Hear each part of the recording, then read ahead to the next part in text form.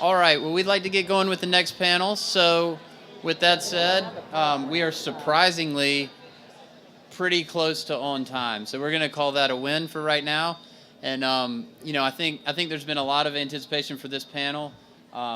We're excited about the people we've pulled together and the case studies and projects and information they're going to represent. So, without further ado, I'm going to introduce Molly Stewart, who has been part of the Housing Strategic Action Committee, been very active there, and has put together a terrific panel.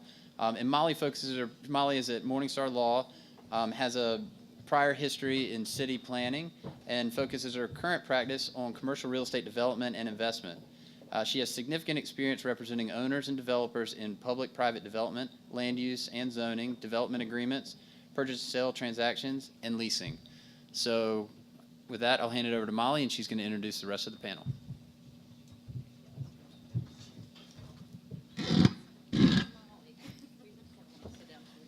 Come on up. Good afternoon. You're the tough ones. You've been here all day. And this is your reward, by the way. This is an amazing crew. And we will be kicking this off today with Pat Young, Director of Planning for the City County Planning Department for Durham. He's been a professional planner for more than 20 years. The past 10 years, he's been with the City County of Durham Planning Department. He's also worked in private practice in Wilmington and was the Director of Planning for Franklin County. Pat will be telling us a little bit about what's happening in Durham today, and then we'll next hear from the City of Raleigh. Robin Curran is our new city attorney for the City of Raleigh. Came to us recently from the City of Asheville. She was there for several years, but she was there. She went out there as a Raleigh native. She's been here for decades. She's practiced in Raleigh in private practice before going out to Asheville, and so now we've got her back. We're very happy to have her. She's worked statewide throughout North Carolina, and she's recognized as a land use expert throughout the state. Finally, we'll hear from Natalie Britt and Lauren Clark, who worked together on a project out in Chapel Hill. Lauren Clark is the Executive Director of Housing and Community with the town of Chapel Hill. Since 1992, Lauren has a strong interest in community development and affordable housing work. And her work is focused on affordable housing policy and initiatives, community planning, and community development programs for the town of Chapel Hill.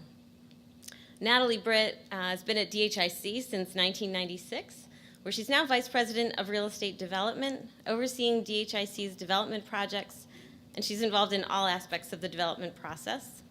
She's served on the board of the Triangle Commercial Real Estate Women and the Land Protection Committee of the Triangle Land Conservancy, and she's currently a member of ULI Triangle's WLI Committee. So with that, I will turn it over to our moderator. I feel like I've almost overstayed my welcome here. I understand he's been introduced. And I want you all to give yourselves a hand. The fact that you're all still here says something about your commitment to affordable housing. This has been a remarkable day. I want to congratulate those that organized it. It's really been pretty remarkable. So this is a Shark Tank kind of approach. I've said to our panelists, you're the customers. They not have to sell you and wanting to invest in affordable housing in their communities. And they're in many ways the 800-pound gorillas, because they are the ones that will determine in their communities whether there's affordable housing. If I'm a person that wants to be entrepreneurial and interested in the housing market, what we've heard all day is that area, the type of housing we are talking about, the $200,000, $100,000 to $200,000 housing is in many ways the sweet spot of housing because it has the biggest demand. And yet that demand is not being reached. And so smart people like you, partnered with city people, smart city people like this, building the kind of partnership that figures out the financing will ultimately be the one to solve this problem. So with that, I'm going to ask each of you to sort of make your pitch to why your customers ought to be investing with you. Thank you, Mr. Mayor. Good afternoon. Thank you all for staying. If this is the Shark Tank, I think this is actually the group that I've been most excited to talk about expanding housing supply. I've spent the last 3 months talking to community groups and neighborhood groups in Durham about expanding housing supply, and then sometimes that's a more challenging audience. So any notes or feedback you all have in this messaging, we sure appreciate, because this is a project we're going to be bringing to our elected officials in the spring. And we've been spending about 8 months with their support on looking at ways we can identify ways to help diversify the supply of housing in Durham. Since the end of the recession, or at least when the housing recovery started, 2010, 2012, we noticed an interesting phenomenon early on. That kind of Carolina blue bar there is the is household formation, new households in Durham. Excuse me, the other way around. The darker blue are households. The lighter blue is housing units. And as you can see, for the first time since we've been keeping records, the number of new households has significantly exceeded the number of new housing units in Durham. Another way to look at that is this is a graph of housing units produced by decade. And we are, despite strong growth that's been between 1.5% and 2% a year this decade, even through the recession, we are on track to produce less units than we did in any decade since the 1970s. And I think we think that's an important part of, obviously, what's producing some of the housing affordability issues we're experiencing in Durham. Another real key factor, this graphic, I know it's difficult to see, and I'll share this, of course, with you all through the ULI website. This is from Dr. Jim Johnson with UNC Chapel Hill. He did a lot of research, him and his team, with IRS data that looked at folks that were moving to Durham from outside of the Triangle region, in-migrants in the social science parlance. And the average in-migrant brought $10,600 more in income in 2014-15 than the average Durham resident. And that has risen to about $13,000 in the latest year. So this is a really critical point that we have new residents that, because of the success we've had in business development and community development in our area, are kind of out-competing our native residents for housing opportunities. A really critical point to the project that you're going to hear a little bit more about here is this idea of buying down the ladder. I think what we've seen in Durham, we have a practitioners group. Many of you are here in the room today that we've worked with to make sure we understand the problem correctly. We've also done a lot of focus groups and community engagement events, as I alluded to.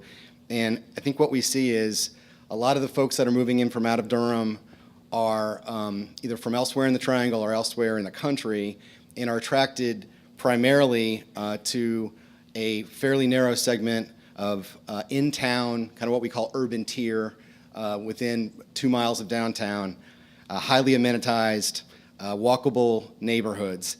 And when they don't have enough market opportunities to purchase in those neighborhoods, they look in other neighborhoods and begin the process of what is often called gentrification. And we've seen a lot of that. Our overall approximate housing price increase since 2013 is 44% for existing units, and it's over 300% in 2 of our in-town, near downtown neighborhoods. So that's an important phenomenon we're trying to address. We're also running out of easily developable land. I have developers, I've had 3 different developers tell me all the good properties have been developed in the 80s or 90s. Everything is challenged. There's topography, there's environmental features, there's other constraints on the land. And we also are constrained on all 4 sides, either by other municipalities or by environmental features, such as the Falls and Jordan Lake watersheds. And very importantly, zoning limitations are a significant part of what's constraining the supply.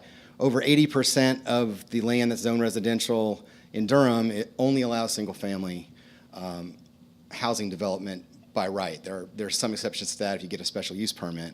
But you've heard a lot today, and a lot more articulately than I can provide it, about the fact that lack of supply is never going to solve increasing supply is never going to solve the problem by itself, but it's impossible to address the problem without addressing supply. And our zoning rules really limit supply in large areas of our community, either to single family or to encourage multifamily in a few limited locations. And as you've heard from John Hodges-Koppel earlier and many other speakers, more growth is on the way. This phenomenon is not going anyway anytime soon. We're expecting to add over 60,000 households over the next 25 to 30 years. And we really, this is another way of depicting what I tried to show earlier. The red line there is approximately 2,000 units we need on an annual basis just to keep up with new households forming, either moving to Durham or forming in Durham. And then the blue line is the number of housing units we've produced since 2008. And if you look back, even before this, there were many years, even prior to the last boom, where we missed that mark. So this has been something that's been building over time. So what we want to do is vary the types of housing that's available to meet an increasingly diverse set of needs. You've heard a lot today about multi-generational needs, the changes as folks move, millennials move from being single to family formation. But we have a lot of folks that are baby boomers and older that want to move back into the city. We've got a new Generation Z that's coming into town, and we want to make sure that there are housing options for all generations. Single-family housing, especially in our in-town neighborhoods, is very challenging to do that. We want to keep pace with the rate of population and job growth by expanding supply. We do think that that is a part of what's needed to stabilize housing prices. You heard from John Healy and others earlier that the communities such as New York that have done a better job of focusing on supply production have done a better job, not necessarily of reducing prices, but of stabilizing that price growth as opposed to highly constrained markets. We want to ensure that as we go down this road that we are sensitive to existing neighborhoods. A lot of what we're trying to accomplish with this initiative is to allow more diverse housing choice in existing established in-town neighborhoods.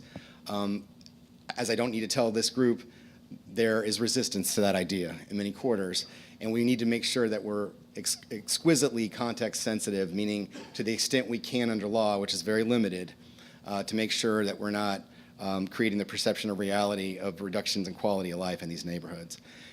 And we really want to do it on a way that's small scale and incremental. Again, we've heard a lot today. I know we've heard a lot about global capital markets. A lot of you all are participants in that. That's going to be a huge factor that continues to drive growth in our communities. But we think a lot of the ideas that are under this initiative hopefully can be done by local entrepreneurs and existing homeowners, that it's at a small enough scale that people can help create essentially housing opportunities for their neighbors. And finally, we want to make more of this development permissible by right, without having to get a discretionary approval by the governing body or by a board of adjustment or another body. Of course, our elected officials have been partners in promoting us evaluating these, and we're working closely with them to make sure that those rules are developed carefully, but when the rules are developed and adopted, that it will allow the market to produce the types of housing choices we're looking for here. So there's 6 key tools we're looking at. The first of those are what we call our infill standards. In our urban tier neighborhoods, which are our neighborhoods that kind of ring our downtown and then go out about 2 miles in each direction, we already have what we call these infill standards, where we're trying to ensure that the new built environment matches the existing form to the extent possible. As you've heard from earlier speakers, we can't regulate design for 1 and 2 family units in North Carolina, but what we can do is ensure that things like setbacks, bulk, height, massing are consistent with the existing development. We've had these standards in place for a little over 10 years, since 2006. What we are exploring and evaluating is ways we can modify and loosen those standards to allow a greater diversity of housing types without allowing completely out of context development.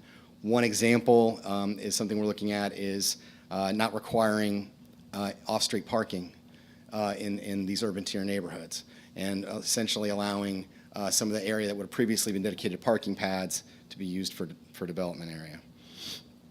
You've heard a lot today about accessory dwelling units. We do allow those in Durham, but as has been mentioned, we've only had about 80 of these approved since 2006 when they became permissible by right. We think part of the reason that there has been limited uptake on this is because of the fairly high level of restrictions we have on accessory dwelling units. We only allow accessory dwelling units to be 30% of the size of the primary dwelling unit. We think that needs to go up, but with possibly a cap of 1,000 or 1,200 square feet on the accessory dwelling unit to ensure that they're not out of scale and, again, preserve that context. We also have some setbacks and locational restrictions that we're looking at closely, and we want to modify so that there's a greater diversity of accessory dwelling units that can be developed on each site. Again, it is already allowed by right under the zoning code, but the restrictions we have on them, I think, limit it. And we also were looking at partners. You heard a little bit about this earlier. There are small businesses out in Portland and Seattle that essentially do turnkey financing and development of ADUs for homeowners for a fee or for a stake in the unit over time. And I think we're looking at ways to be able to scale up accessory dwelling units once we make these changes. Duplexes is another important type that a lot of our in-town neighborhoods prior to 2006 allowed duplexes by right. A lot of that by right approval authority was taken out of the ordinance in 2006. Really, we just want to try to consider restoring that where it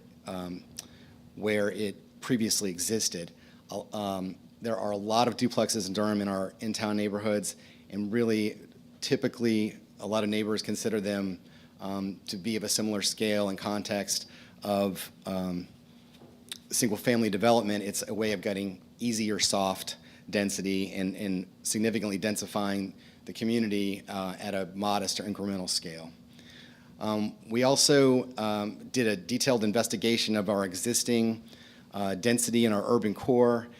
I was shocked. I knew it was high, but our average single-family lot within our urban tier, again, which is about the neighborhoods ringing our downtown, is over 9,000 square feet, closer to 10,000. So quarter-acre lots, we're really at about 4 acres. That's not a sustainable urban density. That's way too low in urban density. And part of that is because our zoning ordinance requires a 5,000 square foot lot in most instances. There are a few limited districts that allow 3,500. So we're looking at allowing significant reductions to that, and also things like flag lots and other modifications to the ordinance standards that would allow denser development. Along that continuum of the idea of small houses, small lots, what we're looking at and considering is a much smaller allowable by right lot, but you have a maximum sized on a single family house of maybe 1,000 or 1,200 square feet. And then a variant on that is the cottage court, which is usually clustered around a common green space. Again, similar to, we call them PDRs or PUDs that you have in Raleigh, where right now these are allowed under our ordinance, but it requires a rezoning. We want to try to put standards in place that would allow these by right in a lot more locations within our urban tier. And I'll close with the thought that we certainly understand that this effort to allow expanded supply at a modest, context-sensitive neighborhood scale is not going to solve our affordability problem. This is part of an overall strategy. Karen Lotto of our community development staff is here today, and I want to just quickly talk about the fact that this is part of an overall 5-year affordable housing strategy that our city council and county commissioners have made as a top priority. And one of those key focuses is creating and preserving rental opportunities for folks at 50% or below of AMI, which is obviously a market point that the market players are not heavily involved in, so that's a subsidy program. Looking at also partnering with our housing authority. We have a tremendous number of housing authority-owned units that are about to go through a RAD conversion that are in or near our downtown core, and closely partnering with our Durham Housing Authority to maximize rehousing opportunities and to ensure that there's no loss of units and potentially partnerships to increase the number of units. Also, our community development staff have been working with community partners to try to create a loan fund. That would be an opportunity to collateralize high-risk opportunities for low-income housing development. And importantly, and a final thought on this, we really want to commit to what I tried to characterize earlier with this project is to allow existing homeowners and local money and local nonprofits and mission-based builders to benefit from these ordinance changes. We understand and embrace and welcome market players to be a part of it, and that will be a big part of, I think, who takes advantage of these standards if they're adopted. But we want to make sure that we use education and outreach programs and work with lenders to find financing tools. The financing tools are a huge part of why you don't see more ADUs and duplexes developed. ADUs, for example, are typically looked at, as you all are probably well aware, as garage space or sheds rather than income properties. We're trying to find ways to ensure that we can partner homeowners and local nonprofit mission-based developers with innovative sources of financing to essentially maybe sell their single-family house, but then develop a duplex and become a landlord, and essentially become entrepreneurs and landlords. So we think that presents a win-win for the community. And with that, I will turn it over to Lauren. Oh, I'm sorry. Okay.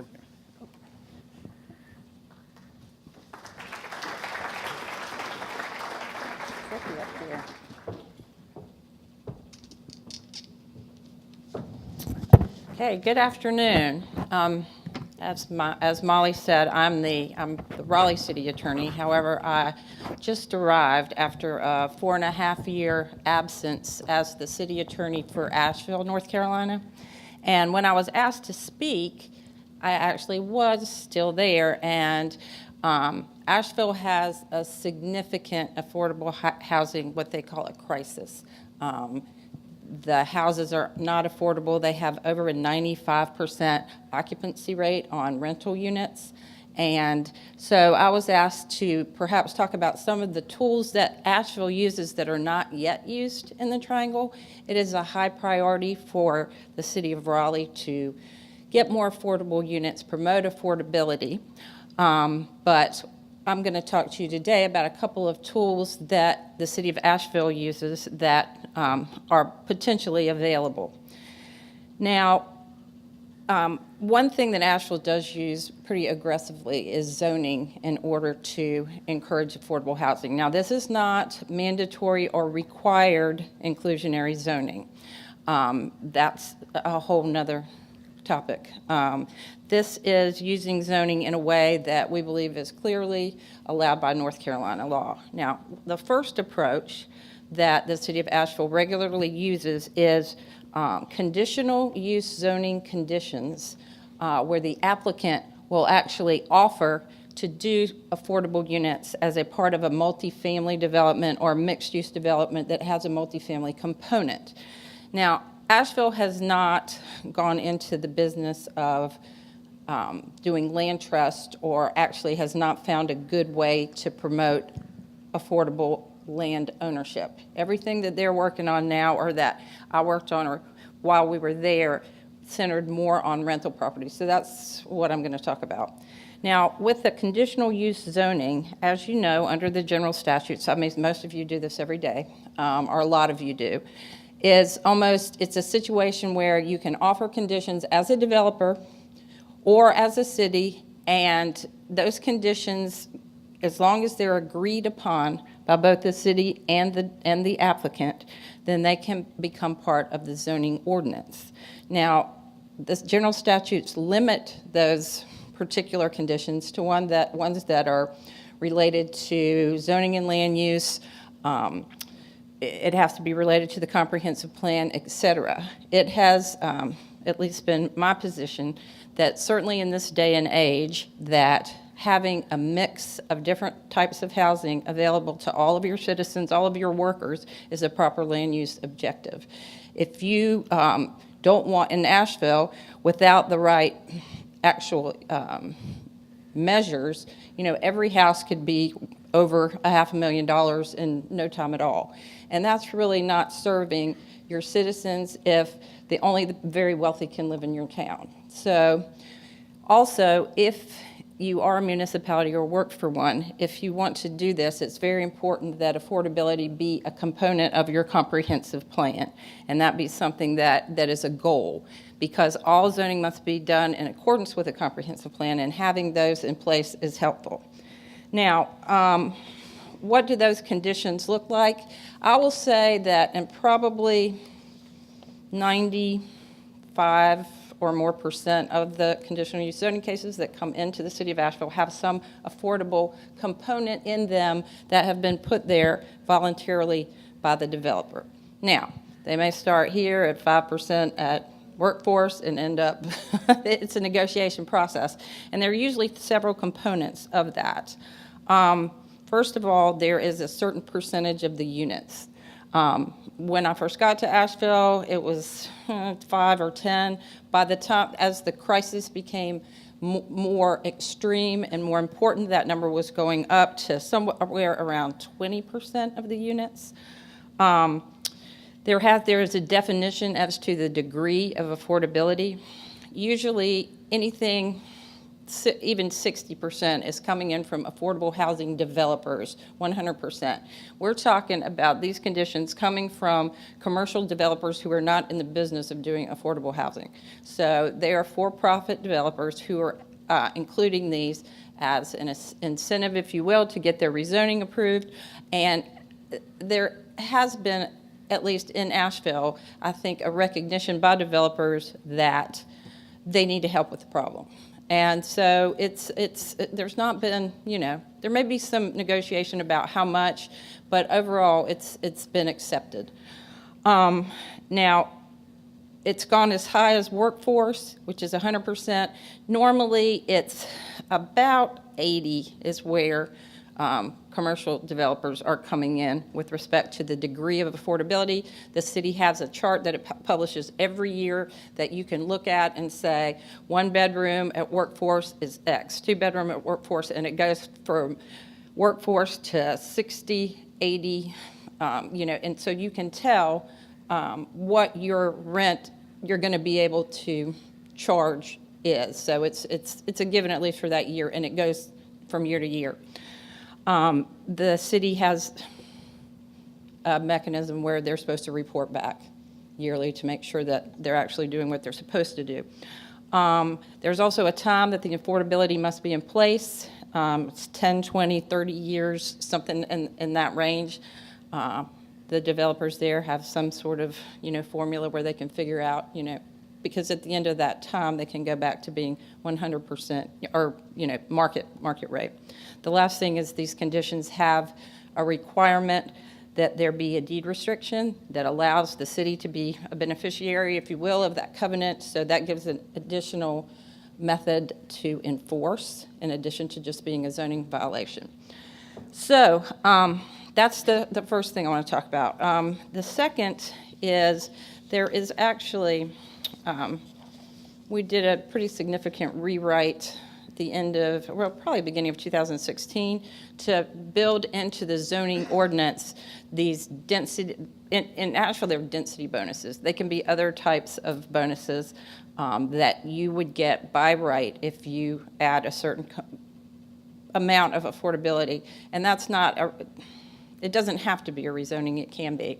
At the same time, the city decreased the amount of units by right, so it's driving people to do more conditional use zonings, even though you can get, I would get to, you can get in a district where you don't have to, that you can get it, the density bonus by right. And they dropped it down to 50 units and everywhere but the central business district, which is 100,000 feet. So underneath that is by right, and there are density bonuses for, if you do a certain number of affordable units, you get more density in the by right. Now, once you get over those thresholds, they have these, what they're called floating zones, but they have a much more significant density bump. In some places, you can get as much as double units if you do a certain amount of affordability. Under the ordinance, it's 20%, 80% AMI, and 15 years. So That was not actually, had not really been used a lot. They're hoping, they kept on increasing it, as I said, the 2016 rewrite to try to encourage developers to use it.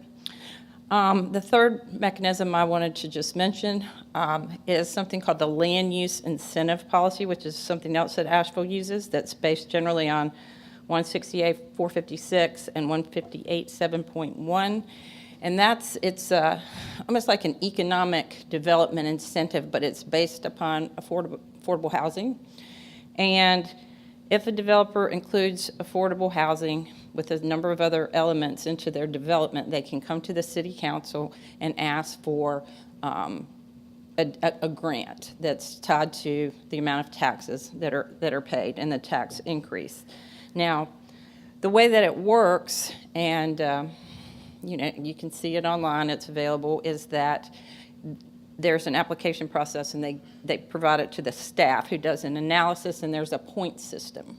So you get a certain number, you get more points if you do 60% affordability than if you do workforce. There's a certain amount you need to get into the door, and then you get more points if you're near transit, and you get different points for different things, and there's an analysis, and then staff would go to the city council and say, it is our recommendation that you provide this much of an incentive, and then the council can do basically whatever they want to do. There were probably 3 large projects that took advantage of this. While I was there, it can also help with permit fees. So while this is, again, something that was done in Asheville, that was sort of my charge, is to bring something that might be a little bit different perspective and let you know what's going on there. So that's basically all that I have. I'm glad to answer any questions if anyone has them. We'll take questions after everybody's Yeah, done. that's Okay, what. Great. Yeah.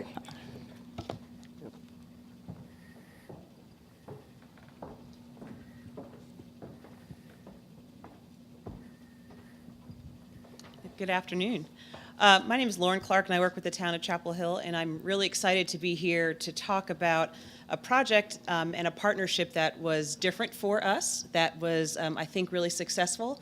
I think it was so successful that Hollywood called us and wanted to make a video about it, and by Hollywood, I mean the talented folks in our Communications and Public Affairs office for the town, and put together a short video just to talk a little bit about the project and just to give you a little bit of background about Greenfield Place.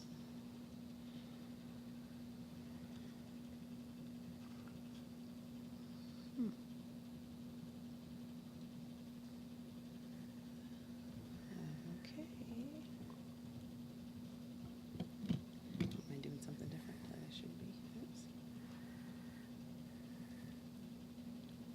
Of course it didn't. I can pull it up from our town website. Is there a way to just get on the? Okay, Technical doctor in the house? let's see. No.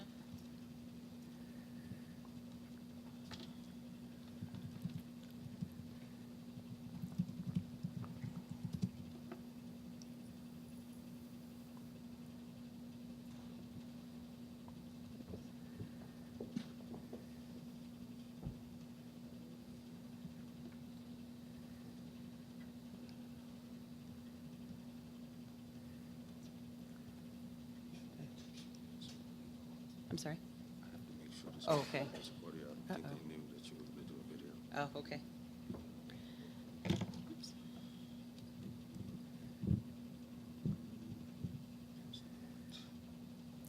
Why don't we, while we're waiting, are you all set? Not yet, apparently not. So why don't you interrupt, we'll take some questions. Sure. The two of you did not mention subsidies very much, and I'm wondering if you've identified some sources of revenue that you're going to use to entice developers or subsidize some units either as an affordable development. Now, Jim Morgan of Evergreen was complimenting Raleigh about some of the deals he was doing with low-income tax credits, and you've also backfilled some of the costs. And so you're getting money from somewhere, and I'm wondering if you've identified some sources or created some new sources in that regard. Oh, well, the last thing I talked about was a grant that was coming from the city to the developer to help pay for their. Where's that money coming from, then? That money For that particular fund, comes from the general fund. So which you is- are, just as a city, committing money to affordable housing? Now, Okay.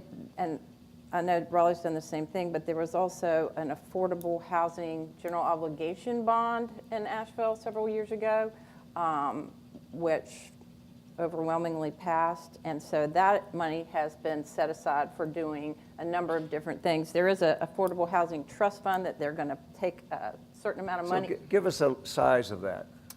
$25 million.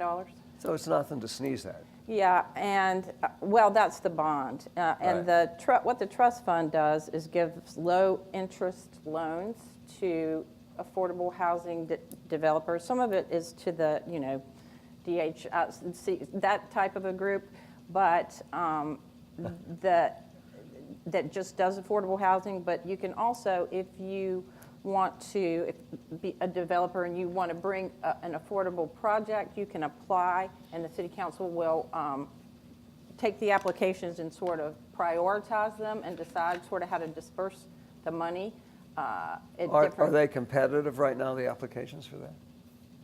Oh, yeah, Are they? yeah. And then the other thing is that they're using some of the money to actually use city land to do, the city's going to be a developer, if you will. So the city's buying the land? Yes, and sort of banking it. And one thing that they've done is actually sold it to developers and gone into sort of like a partnership where that they'll agree to do certain things, Right. and they'll bring the package to the city council and say, and they will compete to see who will get that particular Now, parcel. if I'm a for affordable. developer, can I access that money to acquire the land myself as a developer? I think you could if you convinced them that that was going to be, It's going to end up being Right, affordable housing, but right. in the front. They have pretty good discretion What on about that. you guys? Do you have money in the deal? We sure do. So we have. And where does it come from? Yeah, we have 2 cents, Okay. 2 pennies for housing on the tax rate. So that's $6-7 million Annually. on an annual basis. That will go entirely for affordable housing? Entirely for affordable housing. And we also have allocated other special appropriations of general fund money to partner on specific projects. There's a property called Fayette Place, which is down near NC Central University, just south of downtown, that was purchased. Previously was public housing, was sold, and then the city helped purchase it back and has deeded it to Durham Housing Authority for a potential redevelopment deal in the And that near would be future. a mixed income development? Very likely. That's still under planning.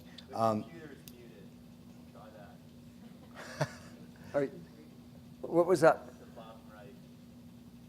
Is it on?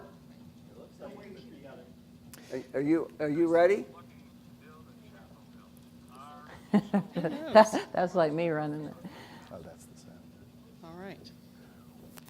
Well, I don't think we have any sound for the video, so I'll sit here and watch it. It's great, and you can hear it. Why don't you talk us through? So I can talk a little bit about the project, and Greg Warren from DHIC is here as well. He's featured in the video, as well as Natalie Britt.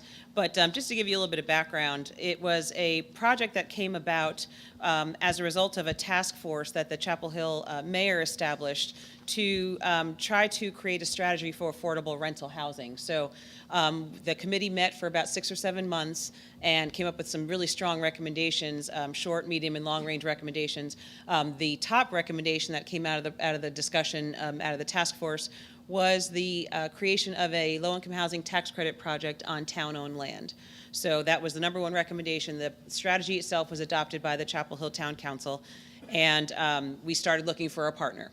And it turned out that at that, as part of that task force that took place earlier in 2013, DHIC was a member of that group.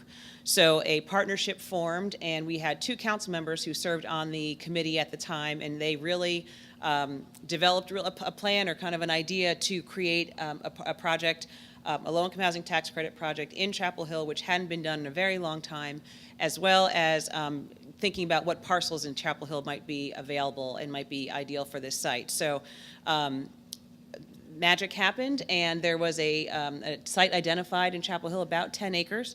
And DHIC created a project or a concept for a project to create 149 units in Chapel Hill, serving families 60% of the area median income and below, a low-income housing tax credit project. And the project was split into two phases. The first was 80 units for families, and the second was 69 units for seniors. So once the plan started coming to play, all the approvals were going through the town process and discussions, the town entered into a contract with DHIC for the land, to provide the land. It was valued at about $2 million, so the town provided that to the project. We also invested a significant amount of funds for infrastructure and due diligence for the site, like surveys and soil testing and some things like that. We also provided some additional subsidy from our local affordable housing sources about $1.3 million or so I'm sorry, that's not all for affordable housing development. That's from some installment financing funds that were used to help with the project for a lot of the infrastructure. But we did have some of our affordable housing local funds invested in the project as well. And the approximate subsidy turned out to be about $24,000 per unit once we put all the town resources together. So there are two key components that I think were unique about this project and this experience with us, and Natalie's here to talk a little bit about that with us as well. But the first is that the project was located within our Blue Hill District, which is the first and only form-based code district in Chapel Hill. Pat was talking earlier about by right zoning. There's very little you can do in Chapel Hill that's by right. So the council adopted this new form-based code district that if a project meets all of the guidelines and the specifics of the ordinance, that you could get your approvals within 90 days. And in Chapel Hill, that's very unique. And so it was because of that expedited process that DHIC was able to take advantage of the tax credit program and meet all of the application deadlines because they knew they could get their approvals within the time frame necessary for the tax credit project. So that was a key component. And within that district, the council has a goal of creating 300 new affordable housing units. And so far, this project has created half of those units, and we're looking for ways to create another 150 units within the district. And it's been a little bit of a challenge because of the most of what's being developed within the district is rental development, high-end rental housing. So we continue to look for opportunities to create affordable rental housing within the boundary of the district. The second piece is something that we tried differently with this project because it was such a project with such a heavy town investment. The council said, or the town manager really identified two key people to serve as liaisons or navigators for the project. So that was myself as well as a planner, one of our current development planners in our planning department, who were assigned essentially to make this project happen. So it was a unique experience. We were able to call together. We had weekly meetings with the appropriate staff members that were involved in the process. So that's our stormwater folks, our engineers, our public works folks, solid waste, whoever it was necessary to be at the table. And we met pretty regularly for a while. Then we switched to making conference calls. But we met pretty consistently. And Natalie always knew that if there was a problem, she could pick up the phone and call myself or the other planner that's involved, and we would take it from there. So I think that was something that we tried with this project, that we are looking at how we could replicate that process with other projects that might come forward that whether the town has made a significant investment or not, but thinking about projects that really make an impact with our affordable housing market, how might we incentivize developers to come to the community to do that? And one idea is to replicate this partnership that we created through working with our town staff. So that's the highlight of what I wanted to say. I'm sorry that the video wasn't working, but you can check it out on our website, www.chapelhillaffordablehousing.org. It really is fantastic, I promise. Thank you. But Natalie?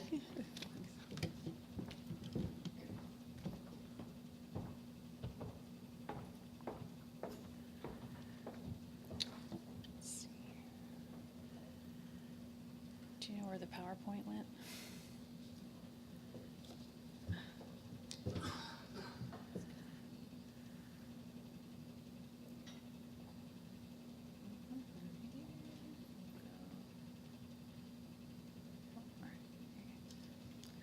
Hi, good afternoon. Thanks for bearing with us with our technical difficulties. What?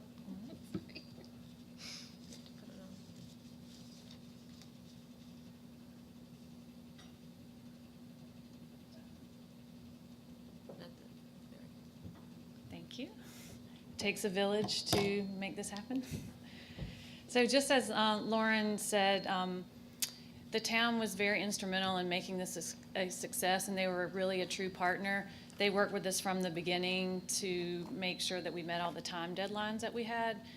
As Tim, Morgan, and some others mentioned earlier, the 9% low-income housing tax credit program has a 2-year deadline to place a project in service. And any of you who've worked in Chapel Hill know typically you can barely get entitlements in 2 years, much less complete a project in 2 years.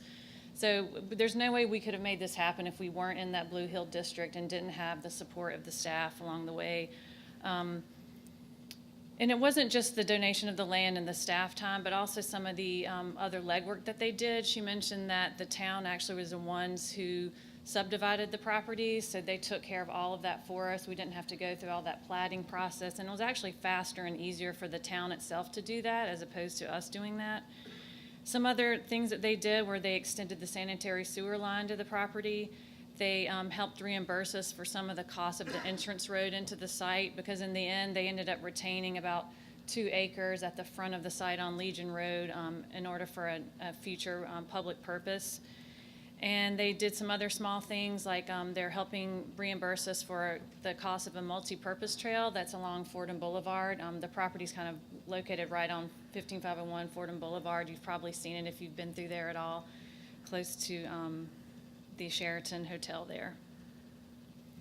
And you know, the staff liaisons that were assigned, I mean, Lauren obviously was fabulous, and the other person, they truly made a difference. I mean, some other places that we've worked, you kind of have, you know, it's in a plan somewhere that affordable housing is a priority, and we're going to do our best to help out the development process. But Chapel Hill really stepped up to the plate and made it happen. I had to make, you know, one email or one phone call, and something actually got done. We really felt like they were focused and were really into problem solving, and instead of saying why we couldn't do something, they were really creative about trying to figure out how we could make progress and make things happen.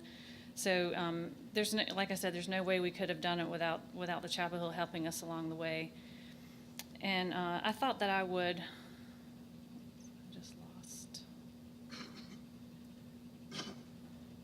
my page. Back. Sorry. So I just wanted to go over a little bit about some of the financing. Greenfield Place is the first phase, and it is 80 units for families. I'm not sure why this formatting looks weird, but another thing that happened along the way is construction costs went up. We ended up, even though it was a free site, it had a lot of topography, it had bad soils, we hit some rock as well. So we had a little bit of regrouping to do after we got the project funded to actually bring it together and make it happen. So we ended up, instead of using a conventional mortgage, we decided to approach the State Employees Credit Union Foundation about doing a permanent loan for us. They've been active in the community doing grants and capital improvement type grants for other nonprofits in the real estate world, and we sold them on the idea of actually doing a loan here instead of just a grant, so that they could recover some of their financing over time.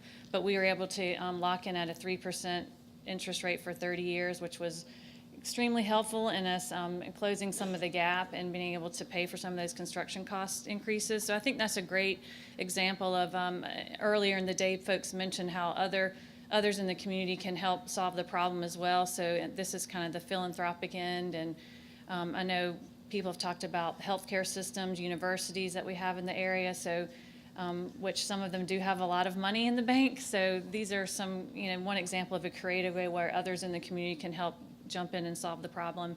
But this is just an example of sort of how our typical capital stack looks. So there's a permanent first mortgage, and then the second thing listed here is a loan from the Housing Finance Agency that's at, you can see, at a subsidized interest rate, but there is repayment there for 20 years. DHIC put some of our own capital dollars into the deal, and that has no repayment. And then Orange County and Town of Chapel Hill had smaller loans in this case. And then, as you can see, you know, about 70% of the project cost is coming from the LIHTC equity.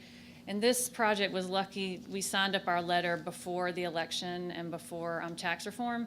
So we're able to actually get $1.05 per credit, which was really great timing, because if we had done it after the elections, we would have been in a different place altogether. So this is just kind of one example of what the capital stack looks like. And this is the second phase, Greenfield Commons, which, as you can see, dropped down from $1.05 to 88 cents after tax reform, which caused another gap that we had to go back and fill, but the state helped us out on this one. And the permanent loan here is through Centrant, which is a Bankers Association loan consortium that does a lot of perm first mortgage lending in the affordable housing world. So you can see the difference in the interest rate there. But we also have the RPP loan, again, from the state, and then ended up getting 2 separate loans from the town of Chapel Hill to make this happen. We had to kind of go back to the well there after the drop in the equity price kind of left us in a hole. And I also just wanted to give you a sense of who actually ended up living at Greenfield Place. Again, it's 80 units. This was all kind of statistics from late last year, but there are 63 children living there under the age of 18. The average household income is a little under $20,000 a year. So it's super affordable for folks. The rents range from about $275 to $870. So if you know some of the rental rates in Chapel Hill, this is incredibly affordable for folks. I think the average age of the head of household is about 41. So some of the types of jobs that people have, there are some people there who have Section 8 housing vouchers, but some of the other fields are teaching assistants, folks who works in the hospital system, in the cafeterias at the university, sales and retail type jobs. So there's just a wide variety of folks that are being served in this community. Thank you. Thanks. Patrick, we were talking about money coming into the deals, and Natalie got into that a little bit. You were making some comments while we were waiting for the video to come up. So do you want Sure. So you can still remember what we were talking yeah, about? absolutely. So 2 cents on our tax rate as an annual source of subsidy. We also get CDBG monies, of course, that are used for these programs. There was a one-time allocation, as I mentioned briefly, to help purchase the Fayette Place site back, which is a really important critical piece between downtown and NC Central. Right. There's also, you heard from Commissioner Ellen Reckow earlier, the county is looking to do affordable housing development with a parking garage and other development on the Human Services side on East Main Street. And then the city is looking at, has put in an application for a 9% low-income housing tax credit project for redevelopment of our former police station headquarters site. We have a new headquarters site on East Main Street. That would involve city funds as well. So those are just some examples. And then most importantly, we're trying to work with community partners, primarily Duke University initially, and then a number of others, to establish a revolving loan fund. We haven't. And what would the scale of that be? $15 to $20 million, Okay, so and the serious. city would put in some, Right. risk capital to support that, and looking at possibly self-help and other partners. We have so many great partners in Durham. Right.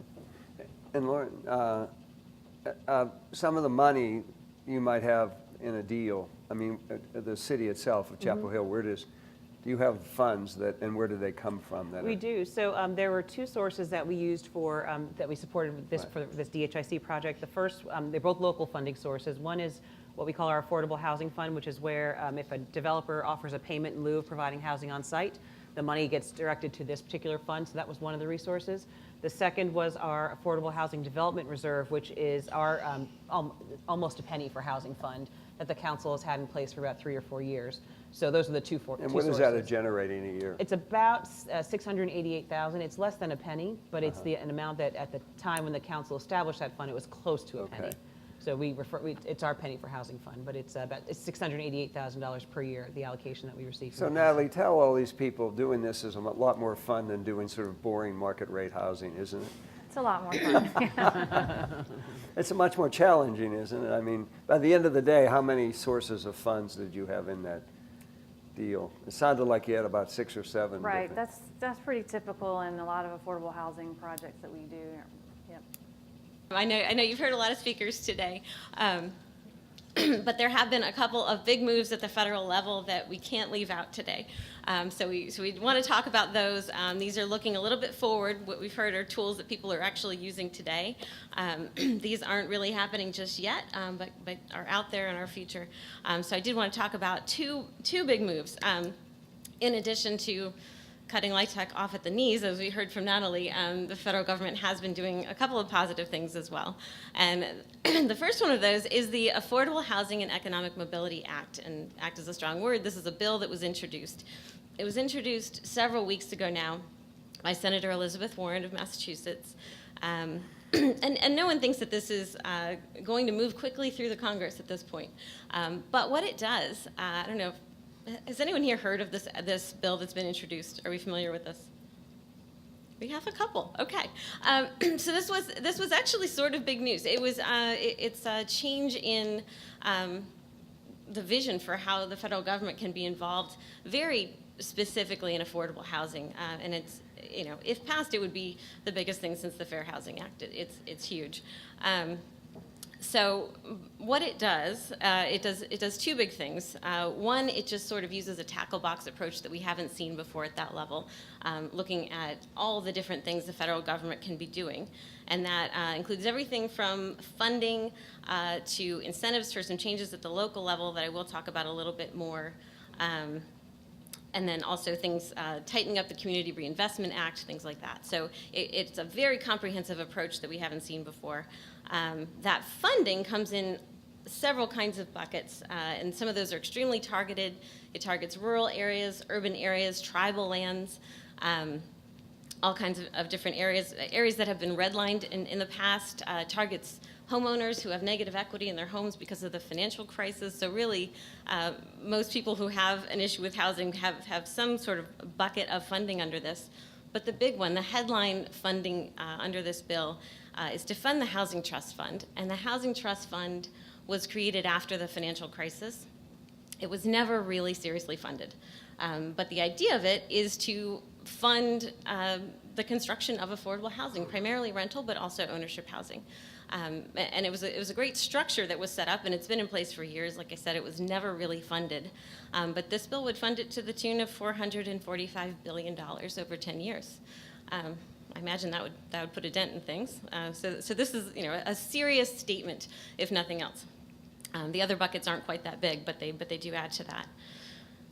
So in addition to that, I did want to talk a little bit more about those competitive grants for local governments, because the idea is, you know, for the first time, we're seeing the federal government try to incentivize local governments through these grants to be used for infrastructure and parks and schools, things like that, to update their zoning codes and to update them to remove barriers to housing generally and to affordable housing. And it goes ahead and it lists a set of tools that would be considered qualifying tools. And some of those tools, I won't list them all, but some of those tools are things that we've heard about today. Reducing parking requirements, reducing minimum lot sizes, density bonuses, inclusionary zoning, streamlining approval processes, and allowing accessory dwelling units. All of those things could qualify local government for a competitive grant under this bill. So like I said, right now this is not something that is going to be passed imminently. However, being introduced by a potential presidential candidate could make it part of a campaign. And if nothing else, it's something for advocates to get behind, to coalesce around, whether it's the entire bill or certain aspects of it. It's probably not perfect, but it's the current proposal on the table from the federal government. So it's just something to be aware of going forward. And we'll see what happens with Elizabeth Warren and her support for that. This program is to be funded by a restoration of the estate tax. So that's another piece not likely to move forward soon. But we thought that this group should be aware of it. The second piece, I know that you've all, at least in this group, heard today, if nowhere else, about opportunity zones. So I'm going to ask a harder question. Who here has read the draft guidance that came out 2 weeks ago from the Treasury Department? Okay, we have a good number here. All right, so this is a pretty sophisticated group, but even so, I'm still not going to go through the mechanics of how opportunity zones work. That's sort of easily looked up. I really want to focus on the affordable housing impacts of those opportunity zones, because it's not primarily an affordable housing tool, but there's a lot of discussion around how it can help to produce affordable housing. Opportunity zones fundamentally affect two things, and those are space and time. So in space, it shows us where the money can go in order to achieve the tax incentives that are available. And then there's a component where you have to leave the money there for a certain amount of time. So at its base, the investments that go to these designated zones, which are lower income census tracts, if it stays there for a long time, the tax benefits rise over time. There's certain benchmarks that it has to hit, and depending on what kind of funds you put in there, capital gains have some benefits at years 5 and 7. At year 10, everyone gets a huge tax benefit. In any event, there are strong incentives to leave the money in place. So I want to show you where these are today. This is the triangle, and the green areas are the opportunity zones that have been designated. These are locked in through 2028. So even, and by the way, they're based on the 2011 census, which is a little bit imperfect today. So as we zoom in, we look a little bit closer at Raleigh. Not all of these places necessarily require subsidy at this point, and certainly may not by 2028. That doesn't matter under this statute. These are locked in. So that's what Raleigh looks like. We're sitting here in the yellow circle at the convention center, and across the street, we've got an opportunity zone. So this is another area that's going to see some new capital here soon. And there's a closer look at Durham.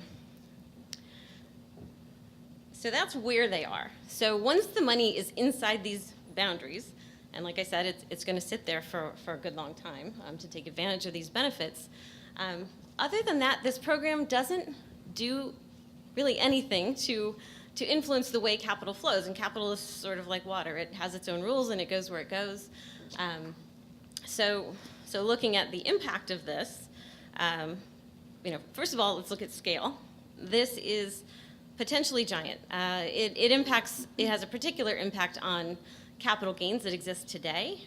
There's $6 trillion of unrealized capital gains out there. No one knows what portion of that will flow to these areas, but early indicators are that it's going to be significant.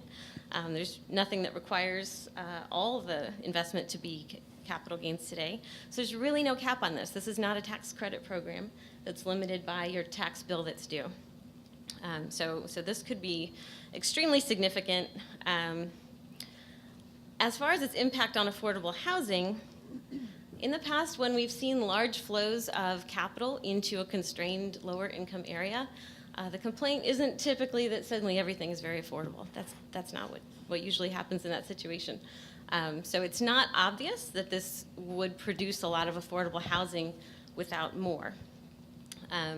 Now, like any other capital, some of it goes to affordable housing today, and some of this will also go to affordable housing.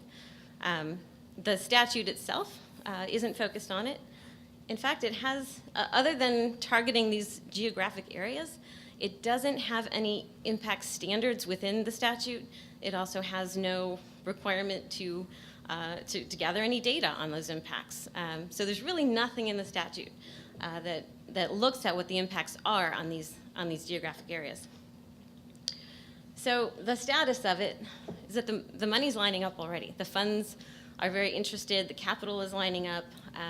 No one knows how popular these will be, but early indicators are that this is a big program, that this is something that's going to be a very strong force within these areas, if nothing else. And generally speaking, although nothing requires this to be a real estate investment, it could be an investment in a business in these areas as well. Real estate seems to be out in front today. Seems like that's where the money is going. So we'll see how this works. But the question for this group is, how can this be a tool for affordable housing? There's a large flow of capital that's going to come into these areas. And what it produces on the ground is going to depend on our policies. This flood of capital is going to come and filter through our policy machines, and whatever comes out on the other side is what we have set up. So to the extent we can set up our policies to influence that, to tilt the table a little bit, to lower the barriers to an investment in an affordable housing development versus another kind of development, there'll be a stronger impact with this program in place than there would have been otherwise. potentially very much stronger. And this can happen at the state level, it can happen at the local level. Some states have already done this. California has eased the environmental review process for opportunity zone housing projects.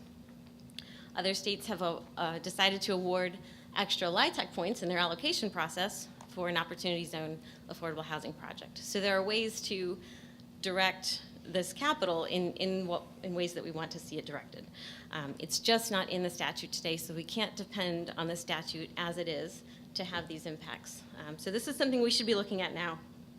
This is going to increase the stakes of getting our policies right. So all of these tools that we've talked about today, and the options, these are no longer theoretical. This is going to become very important very, very soon. That guidance just came out 2 weeks ago, and the money was lined up even before that.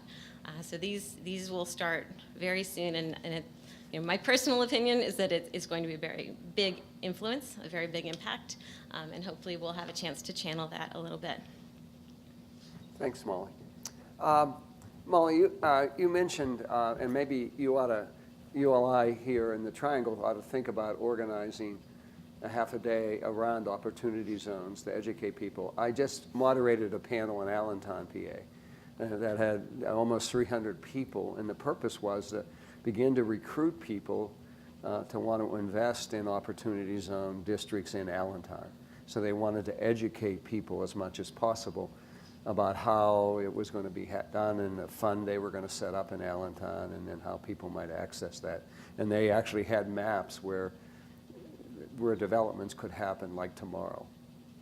And so I mean, they saw it as a huge opportunity. Part of it was some affordable housing. Most of it was commercial development. Have you all been looking at the opportunity zones, the 3 cities? We do have one in Chapel Hill, I believe. I think we do have one in Chapel Hill that was established, so it is something that's on our radar for sure. Because it's a source of capital, right? Yes. Why don't we open up for the audience questions? I think we're starting to run out of time. And back here. I'm sorry. Just quickly,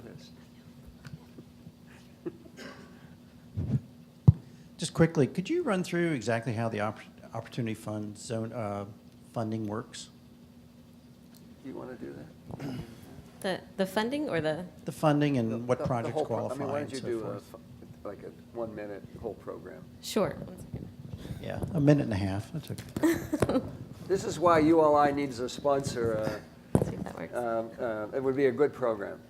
It would, and sure, I know I did skip that part as far as how they actually work and the details of them, but that is important. So what happens, there are fundamentally 3 different benefits that an investor will get out of opportunity zones.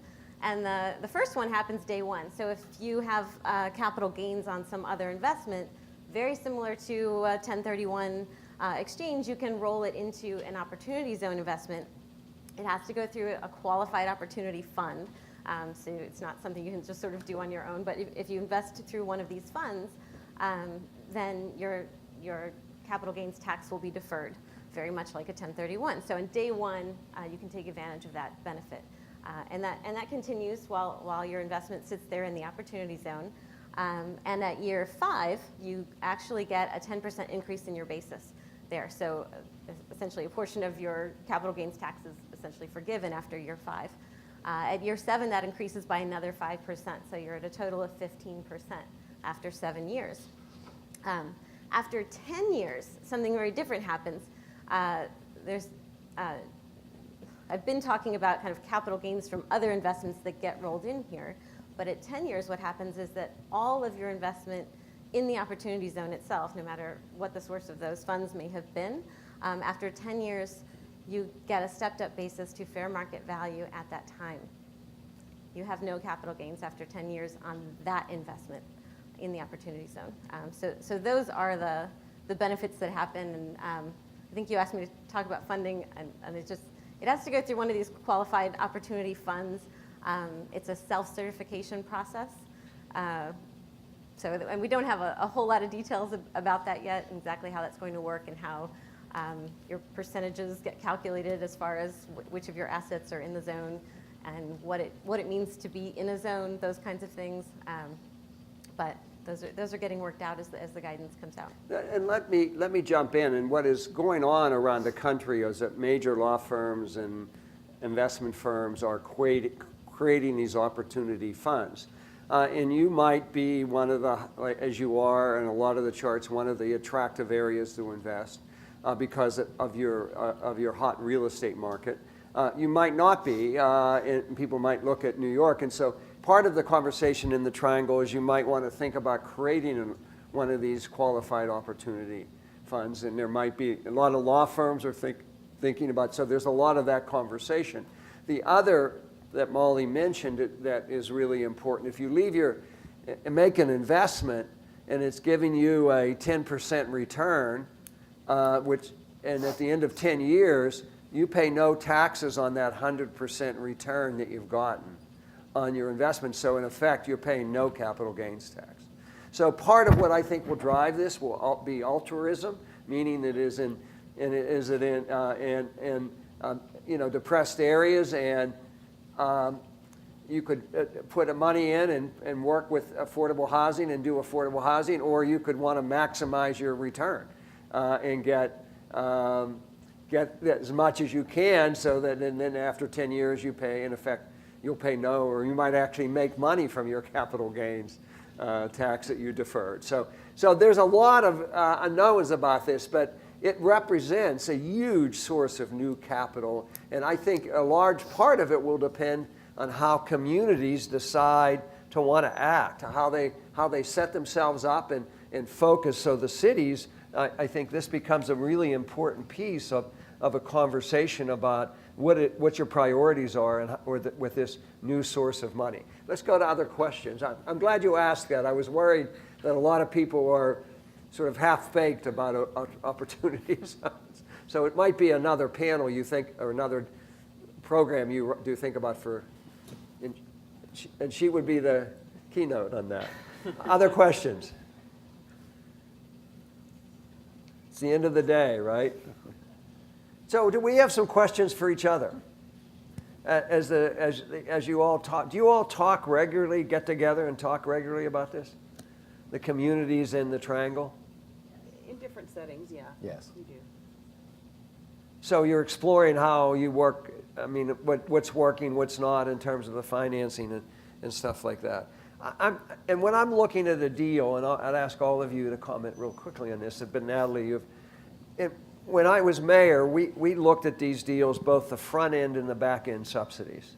So in the front end, as a public agency, we might deal with land and infrastructure and other costs that would normally go into a market rate development that we might be able to absorb or write down, so that we're getting the developer into the deal at a much cheaper cost than a market developer would face. But at the back end, and we were really focused on home ownership, and then we created a deferred mortgage program.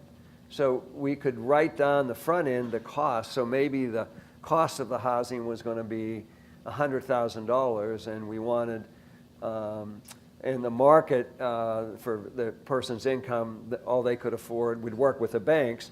They would take a $60,000 mortgage, and then we'd take the other $40,000, hold it until the property was sold, and then we'd split the difference over the first mortgage to try to get our money back. Are you guys doing both the front end and back end kind of approaches in housing? Is that any of you? In our world, most of what DHIC does is rental, and we just... You're just primarily doing rental.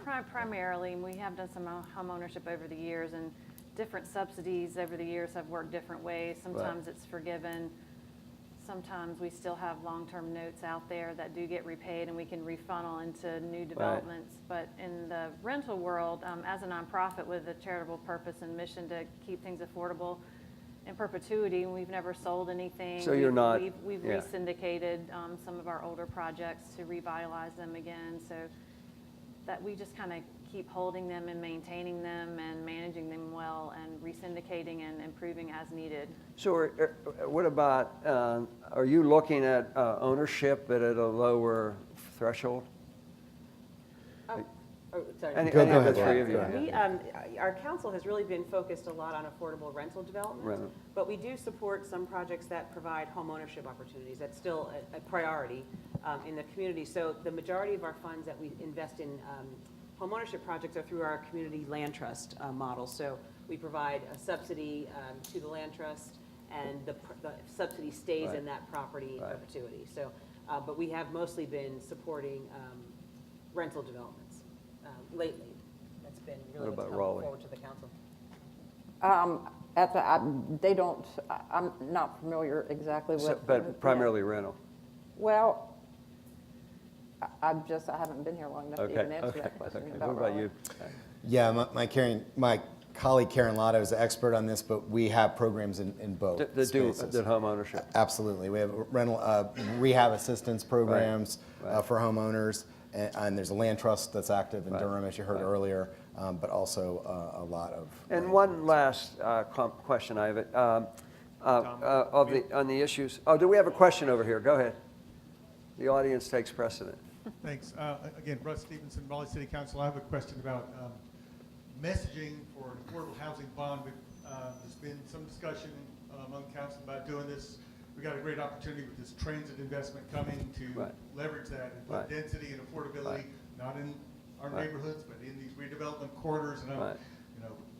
some of the messages are about how this is going to be environmentally better, not to add more low-density development, more cars, health-wise, economic development, just to be higher quality development there. I'm just wondering, what are the kind of messaging in a bond to voters do you think are going to be the persuasive ones for an affordable housing bond? So I can speak to that a little bit. Then Chapel Hill, we just, on Tuesday, the voters of Chapel Hill approved an affordable housing bond referendum for up to $10 million, which was really a big deal for us. So we're really excited. We've had a good week. But I think some of the messages that we really focused on were just the statistics of things like the number of families in the community that are cost burdened, the number of affordable units, the limited number of affordable units that are in the community, the number of, kind of the average income of some of, our number of people below 60% of the area median come in below. And so some statistics like that have what we've used in our marketing in our education campaign. Actually, another one that I can't remember. I think it's going to be very persuasive for us, which is talking about our police, our firemen, our teachers, and all the people who, we really want them to be able to live in the neighborhood and call for our person.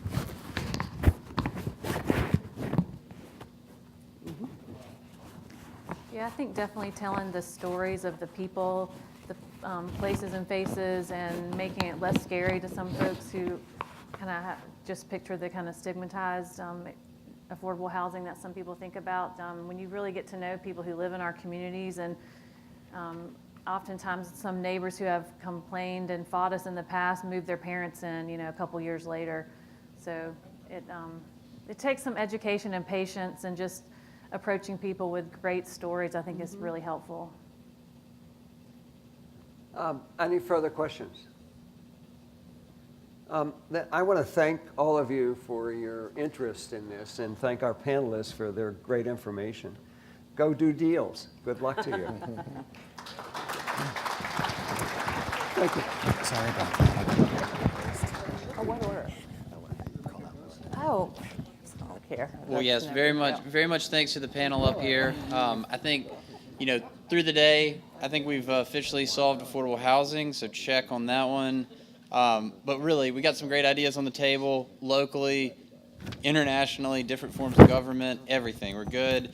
I think, understanding the trends, supply, demand, how it all overlaps, and kind of what's the baseline for housing.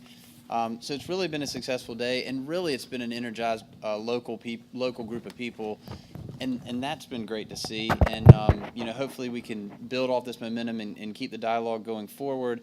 And even you could kind of see things moving into discussion based on, start talking about trade-offs and things like that. It's interesting to see all the cities having some sort of a recurring payment that's now being invested in affordable housing. So that to me is basically single-family landowners contributing back to more on the rental side to keep things more affordable to people. So that's great. And then how do we kind of use all the stakeholders to kind of come up with something fair? I think we're excited about that at ULI to continue on and work in that and collect information. You know, seeing Natalie and Lauren's work at Greenfield kind of let you see, okay, with this capital stack, basically LIHTC and that stuff stacked up. You know, I was looking at it and nerding out on my calculator, and it looked like about 55 after incentives and stuff, about $55,000 per unit is what they had to get the cost down to. I mean, it's more than that, and then there's incentives that bring it down.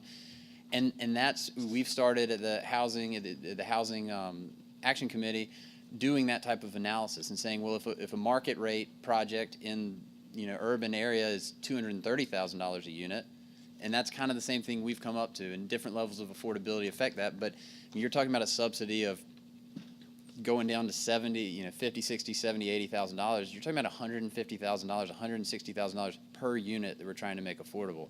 So it's some big changes and it's some big impacts that we need to figure out lots of stakeholders to kind of pitch in.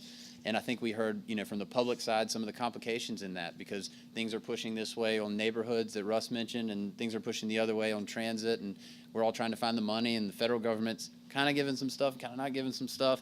But there's a lot of opportunity out there, pun intended, on the zones. And and so as ULI next steps, to me, first of all, we're going to get a lot or most of this information online. A lot of great presentations were done. A lot of great research was kind of pulled into a place for this. So we'll have that online. You should have a QR code there on your tab. But once we get it all uploaded, we'll probably also push something out on an email. Shameless plug, again, for the Carolina meeting, February 11th and 12th. That's going to be hosted here in Raleigh. Those are great from a networking perspective and also from a programming perspective. Lots of variability. I'm sure we'll hit opportunity zones and other topics that are relevant to everybody. And then, specifically, and how can you get involved and how can you keep helping in the discussion is it'll be, we might take a little break for the holidays, but then coming into the first half of next year, start really thinking about how does ULI organize around housing and what's the next 2.0 version of the Housing Action Committee. And so if you're interested in it, be ready. Again, we'll push probably out to everybody and ask who's interested, or reach out to John or myself or Andy Holland, and we'll start kind of keeping a list of people that are interested in it. And there will be some version of research and fact-finding, some version of open dialogue and kind of collaboration, and then additional outreach to larger groups like this. Not sure we're going to put on a full-day event for a little while at least, but a lot of roundtables and a lot of half-day things, morning things, and that sort of stuff, just as the topics fit it. So anyway, please reach out directly. Please stay engaged in the conversation, and thank you very much for your time. First of all, and now this is where it turns back into the Oscars, thank you to everybody who stuck around. Thank you very much to the Housing Action Committee. A lot of people spent a lot of time putting this together. Each one of these panels spent a lot of hours taken out of either their day or night, kind of getting this stuff together and information so that we could all talk through it. And it was very much appreciated, I know, by people in the room and myself. Thank you again to the public officials and the staff that have shown up from that side. I think it's been a great interaction, both in the larger meetings and in the hallways and things like that. And open dialogue is a very, very positive thing. Thank you to the speakers that got up here and put themselves out there on topics that can sometimes get a little contentious. And thank you again to Olivia, Kate Cayley, and the young leaders who did the microphones and checked people in and all that sort of stuff. And anyway, and with that, you're dismissed, and there is some alcohol outside.